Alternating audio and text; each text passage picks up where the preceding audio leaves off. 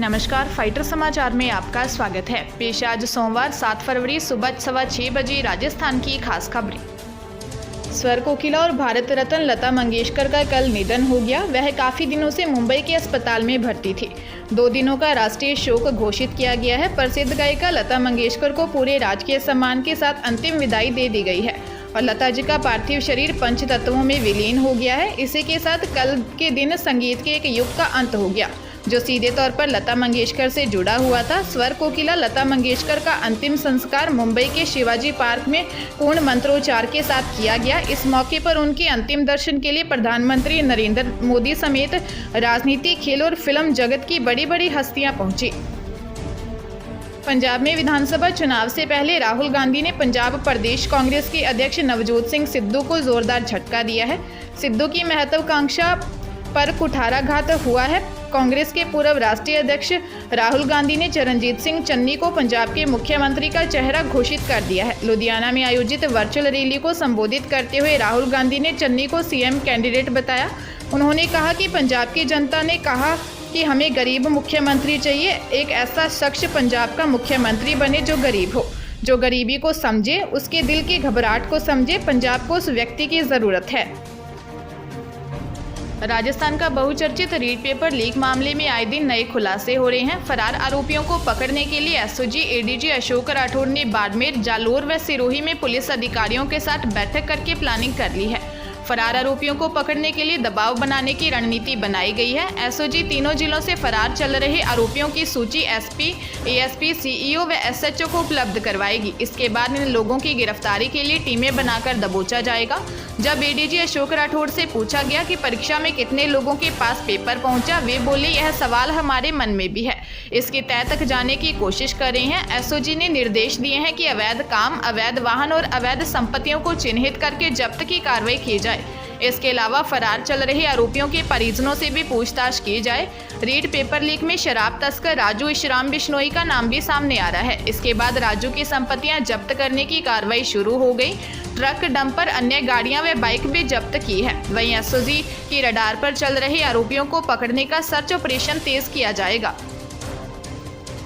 राजस्थान में रीट भर्ती परीक्षा को लेकर विवाद थमने का नाम नहीं ले रहा है। रविवार को जयपुर के शिक्षा संकुल में जगह जगह माध्यमिक शिक्षा बोर्ड के पूर्व अध्यक्ष डीपी जारोली के गुमशुदगी के पोस्टर लगे हुए हैं। इनमें डीपी जारोली को ढूंढने वाले व्यक्ति को 11 रुपये नगद पुरस्कार देने की भी घोषणा की गई है। राजस्थान बेरोजगार एकीकृत महासंघ के पदाधिकारियों ने कहा कि रीट भर्ती परीक्षा को लेकर एसओजी की जांच शुरू होते ही डीपी जारोली गायब हो गए हैं, जबकि रीट धांधली में डीपी जारोली की मुख्य भूमिका है।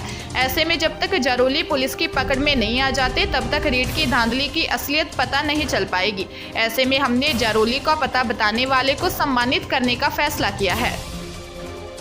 अजमेर में पति, सास, ससुर और ननद से परेशान विवाहिता ने अपने मासूम बच्चों के साथ कुएं में कूदकर सुसाइड कर लिया। सुसाइड की सूचना के बाद मौके पर हड़कंप मच गया। इसके बाद विवाहिता सहित दोनों बच्चों के शव को निकालकर अस्पताल की मोर्चरी में रखवाया है। पीहर पक्ष का आरोप था कि उनकी बेटी पढ़ी लिखी नहीं थी, इस कारण उसका पति और ससुराल के अन्य लोग प्रताड़ित कर मारपीट करते थे। हालांकि पुलिस मामले की जांच में जुटी है। मांगलियावास थाना क्षेत्र के डुमाडा गांव में सुबह के वक्त विवाहिता रचना गुज्जर, पत्नी सुखपाल ने अपने ही खेतों में जाकर 2 मासूम बच्चे अनु और कनिल के साथ कुएं में कूदकर सुसाइड कर लिया। घटना की सूचना मिलने पर परिजन सहित ग्रामीण मौके पर पहुंचे। मांगलियावास थाना पुलिस ने रेस्क्यू चलाया। कुछ देर बाद कुएं से तीनों के शव को निकालकर जेएलएन अस्पताल की मोर्चरी में रखवाया गया, जहां उनका पोस्टमार्टम किया जाएगा। सरकारी नौकरी की तैयारी कर रहे युवाओं के लिए अच्छा मौका है। अगले 4 महीने में 12 विभागों में लगभग 50,000 से ज्यादा पदों पर भर्तियां की जाएंगी।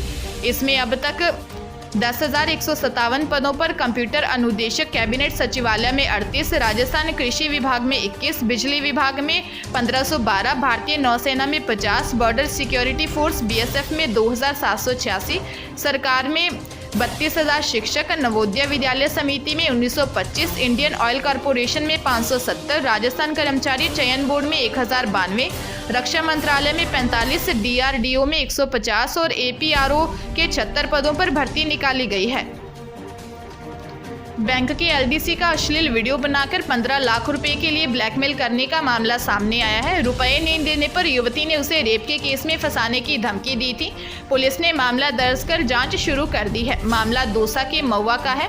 सिकराय निवासी पीड़ित अनुपम अग्रवाल केंद्रीय सहकारी बैंक में एलडीसी है। पीड़ित ने बताया कि सितंबर 2021 में उसका ट्रांसफर महुआ सीसीबी में हुआ गया। करीब 9 से 10 अक्टूबर को बैंक के कंप्यूटर ऑपरेटर की जानकर मधु सैनी बैंक आई थी। यहां काम के बहाने उसने अनुपम के मोबाइल नंबर लिए। इसके बाद दोनों के बीच फोन पर बात होने लगी।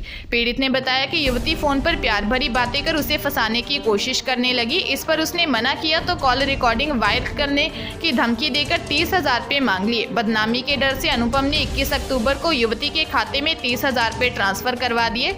अनुपम अग्रवाल ने बताया कि रुपए देने के बाद भी युवती झूठे केस में फंसाने की धमकी देकर ब्लैकमेल करती रही।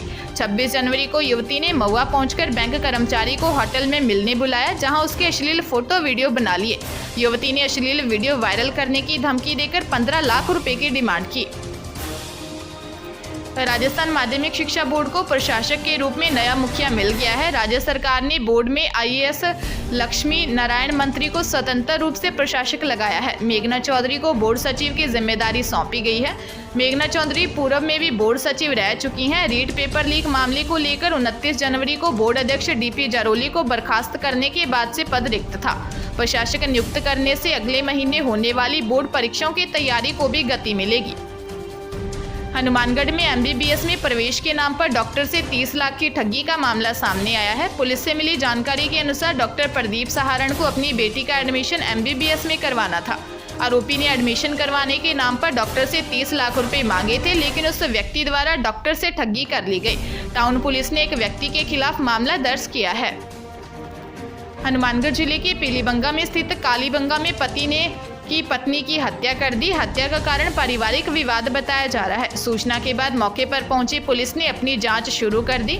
पुलिस ने बताया कि मृतका का पति सुभाष नायक मानसिक रोगी बताया जा रहा है, जो 3 से 4 दिन से पत्नी की हत्या का प्लान बना रहा था। मौके पर सीओ रावत सर सुश्री पूनम भी पहुंची, जिन्होंने ये जानकारी दी। राजस्थान में सर्दी और बारिश का दौर थमने का नाम नहीं ले रहा है। अब फिर 9 फरवरी को मौसम बदलेगा। इस दौरान बारिश होने की भी चेतावनी जारी की गई है। पश्चिमी विक्षोभ के कारण ये असर पड़ेगा। 9 से 11 फरवरी को पूर्वी और पश्चिमी राजस्थान के कुछ जिलों में बारिश की संभावना है। वहीं आज पूर्वी और पश्चिमी राजस्थान में मौसम शुष्क रहने की संभावना है। पूर्वी राजस्थान के अलवर, भरतपुर, धौलपुर और पश्चिमी राजस्थान के श्रीगंगानगर, हनुमानगढ़ जिलों में कहीं कहीं घना कोहरा रहेगा।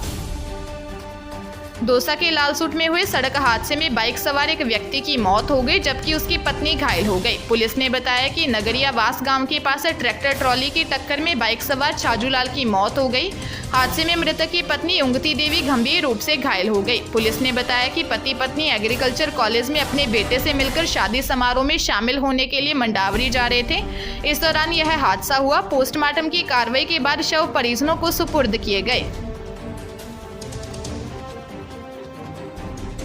ताजा तरीन खबरों के लिए फाइटर न्यूज को सब्सक्राइब करें और बेल आइकन को प्रेस करें, ताकि नई न्यूज अपडेट होते ही आपके फोन की घंटी बज जाए।